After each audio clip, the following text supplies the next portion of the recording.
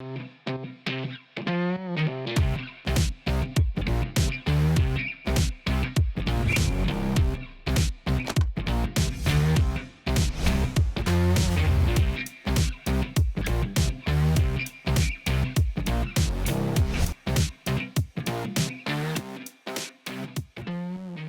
Rugby are trying to adapt the game to make it a more fast, free-flowing, entertaining spectacle. So we're seeing less scrums, probably less scrum resets as well. That's been a massive thing. A scrum's probably a 5-second, 10-second bout of maximal effort, whereas a tackle is a hit out that's over an instant. So the players have more energy to run round, make tackles, carry the ball, and we're seeing the ball in play more as well. Gone are the days where the forwards are these sort of big fat people or really tall skinny people that just hang around in the middle of the pitch. You know, they're actually the guys making game-winning plays. They're making match-winning passes on the edge.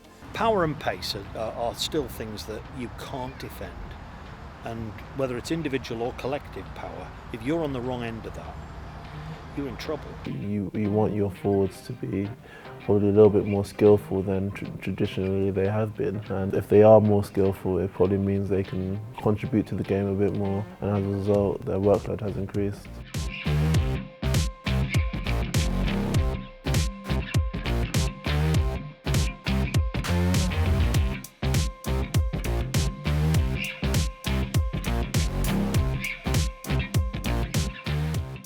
I think probably the biggest reason is the scrum, because the hooker is right in the centre of it. You know, that intense bout of maximal effort without actually moving anywhere. If you're only doing one of those hits and the referees are trying to get the ball out of the scrum quicker, you're then going to have more energy to get round the corner and make a carry. The front row have changed a lot. They're in the main a much more sort of athletic, dynamic creature.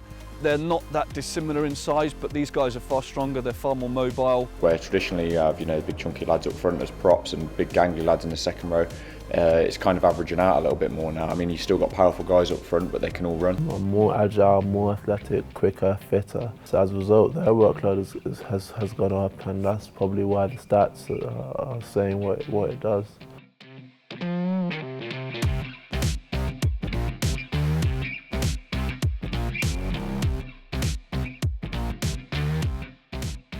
The bonus point and teams' realisation about how important those bonus points are adding up throughout a season has meant that they're more willing to chase the tries. You know, I remember being in a Leicester team with Julian White and us packing down for scrums in the opposition 22, thinking the minimum we come away with here is a penalty, and that was our goal, was to get a penalty, which obviously then gets kicked over and builds the score. Now, because we're seeing less penalties at scrums and less resets, there's actually more opportunity to score tries. To win rugby matches, obviously you need a rock solid defence, but you also need to score tries and put points on the board, and as a result, probably more of an emphasis has been put on scoring tries.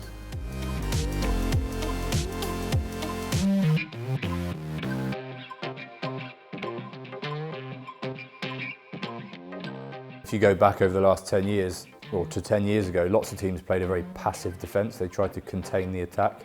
I think what you're seeing now is teams like Saracens, like Wasps and Leicester, these guys, they play a very, very aggressive defence and they fly off the line. And you might miss a tackle, but then the ones that you make, generally 10 metres behind the gain line.